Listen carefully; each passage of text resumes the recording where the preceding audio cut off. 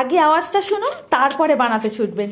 একদমই খাস্তা মুচমুচে আর এই রকম ক্রিস্পি হবে, মুখে দিলে একেবারেই মনে হবে দোকান থেকে কেনা, কেউ ধরতে পারবে না বাড়িতে বানানো। তার জন্য একটা মিক্সির জারের মধ্যে নিয়ে নিচ্ছি 1 বাটি সুজি, 1/2 বাটি চালের গুঁড়ো, 2 বাটি জল, ভালো করে ব্লেন্ড করে একটা পাত্রে নামিয়ে নিলাম। আবারও কিন্তু 1 বাটি জল অ্যাড করেছি, টোটাল এখানে 1.5 বাটির জন্য 3 বাটি জল নিয়ে নিলাম।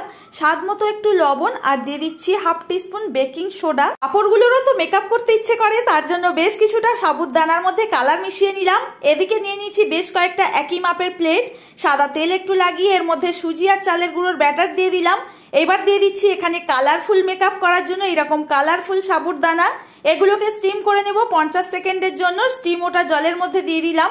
এগুলোকে 50 সেকেন্ড পর নামিয়ে এগুলোকে প্লেট থেকে উঠিয়ে একেবারে একদিনের জন্য রোদ খাইয়ে নিলে সারা বছরের জন্য খাস্তা মুচমুচে রঙ্গিলা পাপড় রেডি। পাপড়টাকে এখন তুলে নিয়ে একটুখানি ভাঙি, আওয়াজটা কানে পৌঁছালে ছুটবেন বানাতে পাপড় তাড়াতাড়ি।